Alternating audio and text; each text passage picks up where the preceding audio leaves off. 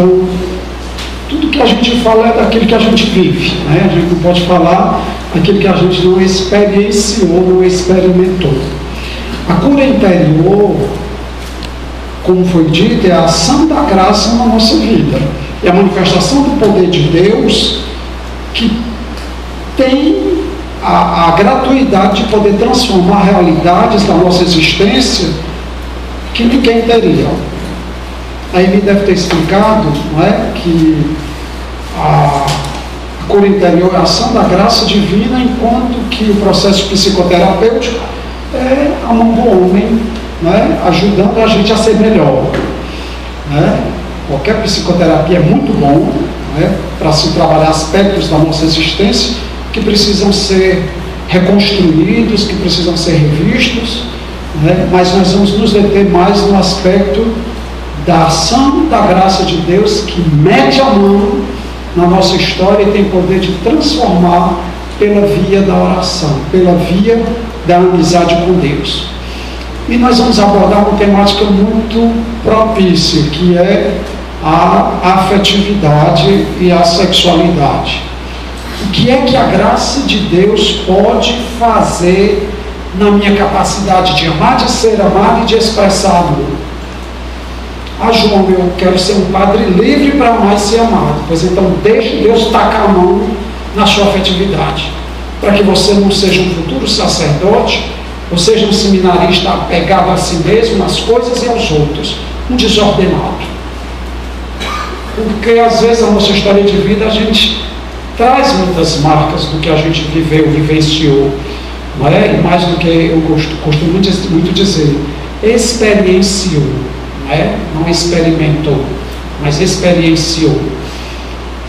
Longe de nós a teoria que diz filho de gato é gatinho, filho de peixe é peixinho, não é?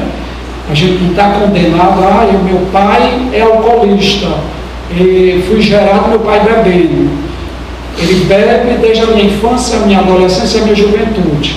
Embora a Organização Mundial da Saúde diga que filhos de pais alcoolistas, eles têm um grande percentual de também o serem, existe o que nós chamamos de graça de Deus, que pode mudar o rumo da nossa história.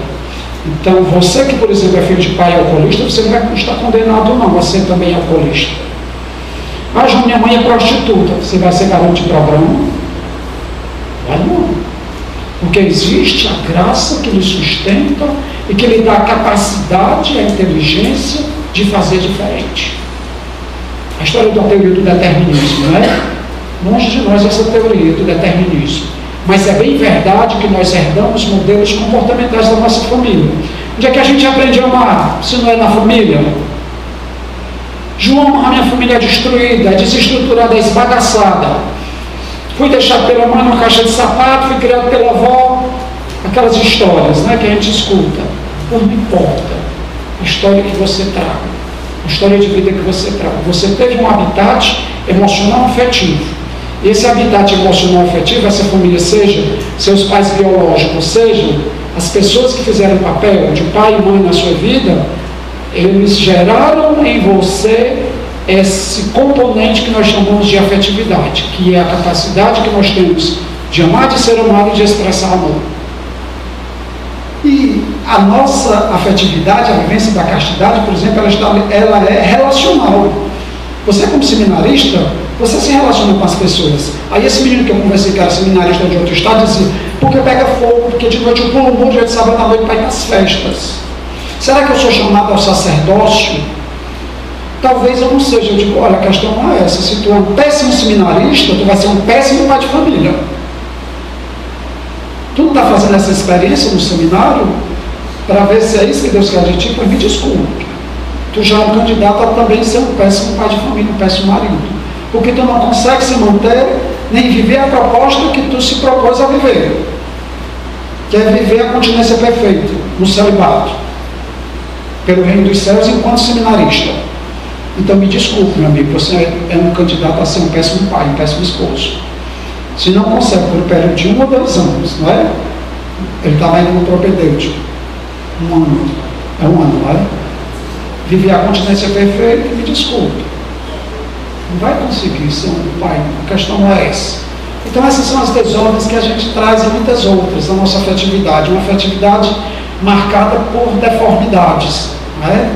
E a cura interior, que começa lá na concepção, a nossa vida, a vida humana, que começa lá na concepção, quando o espermatozoide se encontrou com o óvulo, depois a gestação, primeiramente embrião, né? Embrião abaixo de 3 meses de gestação, feto depois de 3 meses, e aí vai, né? Com 20 dias o bebê tem um coração já buco, 20 dias só, com 6 meses já chupa dedo, né? Há muitas correntes que dizem da ciência, da psicologia, que muitas doenças que nós possamos trazer na questão da nossa psique, elas podem ter sido geradas na gestação. Na gestação, não é? Porque existe o que nós chamamos de comunicação verbal na gestação. Tudo que acontece com a mãe, acontece com o feto que ela está carregando, ou embrião, se for menos de 3 meses de gestação. Eu vejo uma mulher grávida, eu digo logo para o marido, beija e cheira muito essa barriga, para ver se esse menino, essa menina, seja o que for, já nasce curado, e nasce perebento e traumatizado como a gente. Porque como nós somos, né, e você entende a pereba, aquelas feridas que nascem nas articulações, né? No cotovelo, no joelho, no quadril, né? Ela está sarando, eu passo um mês andando assim.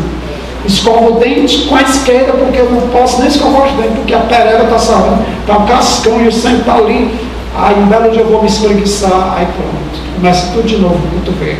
Sangue, pus, aí eu passo um mês andando assim, sem mexer o meu braço. Um belo dia eu vou me coçar, começa tudo de novo. Nós carregamos às vezes essas perebas nas nossas emoções, e elas incidem diretamente sobre a nossa capacidade de amar, sobre a nossa sexualidade também, né? Por quê? Porque você se relaciona como homem.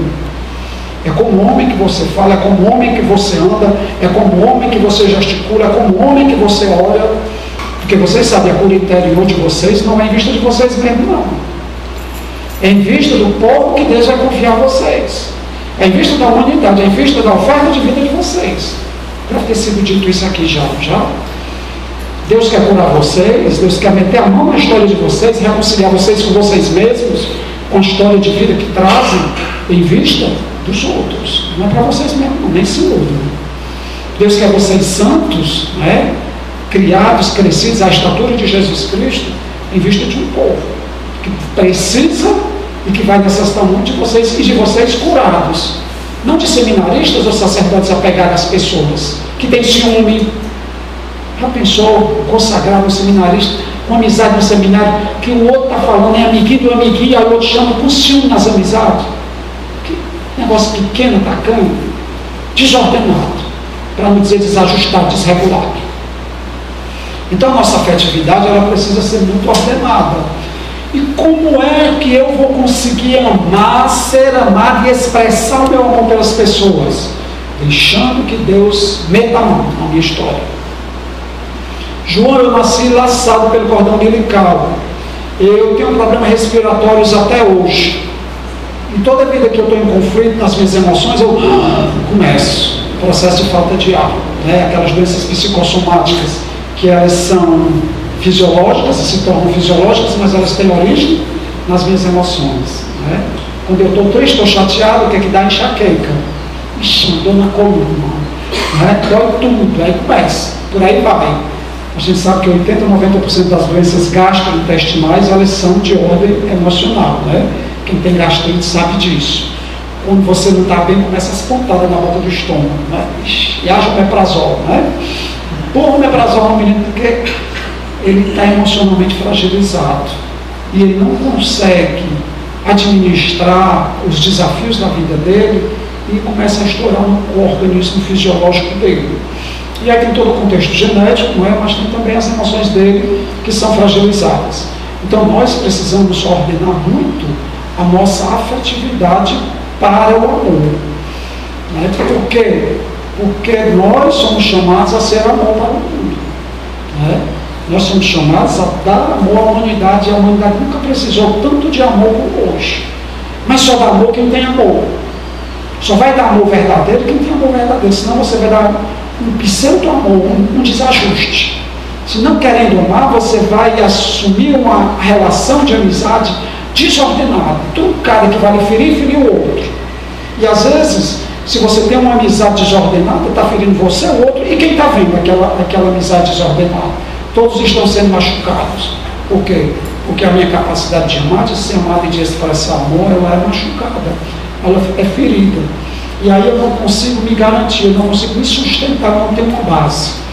Eu queria fazer alguns comentários desse livro, vou pedir licença para ficar sentado.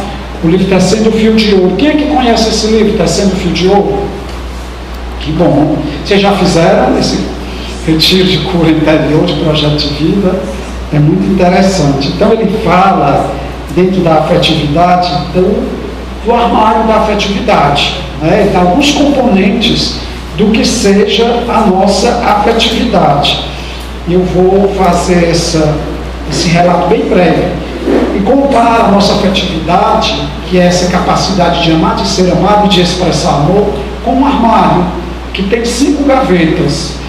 A gaveta que fica mais embaixo é o humor ou estado de ânimo. A última gaveta, né? É o tônus afetivo do indivíduo, o estado emocional, basal e difuso, no qual se encontra a pessoa em determinado momento. Por que em determinado momento? Porque o nosso humor, ele é oscilante. Não tem horas que você está tudo bem, tudo jóia, e tem horas que está tudo escuro, é assim? Mas o meu humor, ele é variante desse jeito. Eu sou tão imaturo a nível afetivo que o meu humor, ele ora está bem, ora está mal. Pois é, o nosso humor, ele precisa ser ordenado para o amor. Se ele não for ordenado para o amor, ele vai ser folha ao vento. Ele realmente vai de acordo com as circunstâncias, se ele não for ordenado para o amor. Se a minha afetividade não for curada, as circunstâncias do tempo é que vão determinar eu estar bem ou não estar bem. Tem gente que quando chove fica triste. Você conhece gente assim? Eu conheço. O tempo está nublado, está tudo tenebroso, escuro, são 10 horas da manhã, mas olha como estão as nuvens pesadas, estou me sentindo tão angustiado, tão entristecido. O meu humor, pelo amor de Deus, é tão imaturo, é tão ferido a nível afetivo, emocional, que se tem sol eu estou feliz, se está chovendo eu estou triste. Isso é o ser humano, não é? Então o humor é essa gaveta última desse armário, né? E que é muito importante. A depressão, por exemplo, que é a falta de sentido de existência, é o que? É um humor doente. É uma pessoa que perdeu a capacidade de regeneração do seu corpo. O humor dela está tão enfraquecido, a gaveta está fechada. Normalmente a gaveta do humor está sempre aberta, né? É uma gaveta que dificilmente se fecha. Uma pessoa deprimida, ela bateu o pé na gaveta e ela não quer conversa com ninguém. A gaveta do humor está fechada para balanço. Por quê? Porque ela não tem sentido para viver. Se ela não tem sentido para viver, ela quer o quê? Morrer. Ela quer deixar de existir. Tudo é treva. A gente acompanha às vezes muitas pessoas com depressão. Você vai na casa de uma pessoa com depressão, ela não nem aconchega de manhã, porque ela não aguenta nem ver a luz do sol. Ela não quer nem fazer higiene pessoal, o cara está todo barbado. Não tem ano para tirar minha barba, passar um peito no cabelo, para botar um desodorante. Uma pessoa com depressão assim, tem os vários graus de depressão, fede, porque não tem nem para tomar um banho.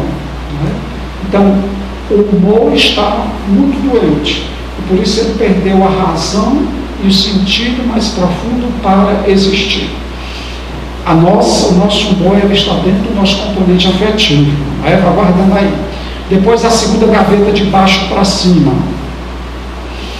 As emoções. Elas podem ser definidas como reações afetivas agudas momentâneas, desencadeadas por estímulos significativos. É um estado afetivo de curta duração. Por exemplo, Jesus, quando suou sangue no Horto das Oliveiras, ali foi um momento com uma emoção muito grande, uma dor na alma muito grande. Ali é uma expressão emotiva, momentânea. Jesus não passou 2, 3 horas, 4 horas, 5 horas suando sangue no Horto das Oliveiras, não. Ele teve aquela emoção, aquela dor na alma, né? Aquele momento emocional na vida dele e passou. Né? Assim como o humor, as emoções acompanham-se frequentemente de reações práticas, aquilo que eu já falei, né? Que podem ser motoras, hormonais. Né? Você sabe que, por exemplo, uma pessoa que tem ansiedade, sabe o que é ansiedade, né? A síndrome do pensamento acelerado. A pessoa pensa demais, absorve o disco dela rígido na cabeça, ela absorve informações maiores do que o disco comporta. Então ela pensa muito, ela coloca muita informação e não cabe, aí dá um tilt na cabeça. Conclusão, ela começa a desenvolver emoções pessimistas. Ela sofre pelo que nem aconteceu. Vai fazer uma prova amanhã na faculdade, no seminário, eu estou passando mal, estou com ânsia de vômito, porque afinal de contas eu sou muito ansioso. Né? Então essas reações, né? A história lá da gastrite que eu já falei, é uma reação somática ou psicossomática. Se torna fisiológico, o estômago da pessoa fica ferido, fica, mas foi produzido aqui. Vocês estão entendendo? Né? Então as nossas emoções, elas são muito importantes e nós precisamos ordená-las para o amor, para a gente não ser um bando de desordenado a nível emocional. Por tudo o nosso humor se desregula, por todos esses momentos, né, essas reações afetivas agudas, momentâneas, né, se a gente não ordenar, a gente vai viver desordenado a nível de emoção.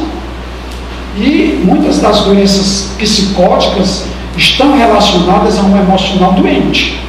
Há uma gaveta mais do que aberta, uma gaveta quebrada, toda desengonçada. Uma segunda gaveta de baixo para cima, toda quebrada. Você puxa, a bicha cai, se desfaz. Não funciona. É um conjunto. Humor, emoções. Depois, sentimentos. Os sentimentos são estados e configurações afetivas estáveis.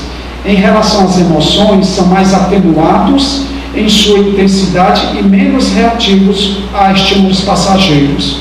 Os sentimentos estão geralmente associados a conteúdos intelectuais, valores, crenças. Né? Quais são as crenças que a gente traz? Quais são os valores que a gente traz da nossa família? Escovar os dentes antes de dormir é um hábito de higiene, mas hoje está se tornando um valor. Outro dia no colégio estavam pregando para as crianças, né? A maioria das crianças, quando eu perguntei, não escovavam os dentes antes de dormir. Né? Aí a professora disse: escovar os dentes hoje, antes de dormir, se tornou um valor, é mais do que um hábito de higiene, por exemplo. Né? Quais são os valores que você traz da sua família? De respeito, de cooperação, de higiene também. Quais são os valores éticos, morais, afetivos que você traz da sua família? João, pois é, a minha mãe nunca me abraçou, nunca me beijou. Eu não me lembro do meu pai me dando um abraço. Meu pai nunca me disse eu te amo. Você vai ficar carente, chorando por isso, né? Ninguém me ama, ninguém me quer, ninguém me chama de meu amor. Me pisa, me chuta, me joga na parede, me chama de lagartixa, mais discriminado. Carente, o bichinho, dá uma moçada nele que ele fica bonzinho. Né? Porque a carência é uma ferida na nossa afetividade. Né? Esse sentimento, todos nós, a bem verdade, trazemos um vazio de existência. Mas uma carência, que é uma ferida da afetividade, não é só um vazio, não, um buraco bem grandão, xeringando sangue. Porque o carente, afetivamente, ele vai sempre procurar compensações para preencher essa carência, que pode ser uma barra de chocolate. Você conhece aquele seminarista que no seminário esconde a barra de chocolate para comer sozinho de noite quando está todo mundo dormindo? Desculpe se a carapuça caiu, viu? Né? Essa barra de chocolate pode estar associada a uma afetividade desordenada, desregulada. Ele não consegue partilhar. Ele espera o sino tocar, todo mundo fazer as completas, ele vai sozinho para o banheiro comer uma barra deste tamanho de talento. Pois é, porque ele tem problemas afetivos, ele tem desafios na afetividade. Estou dando um exemplo bobo, viu? Depois nós vamos para os exemplos mais profundos.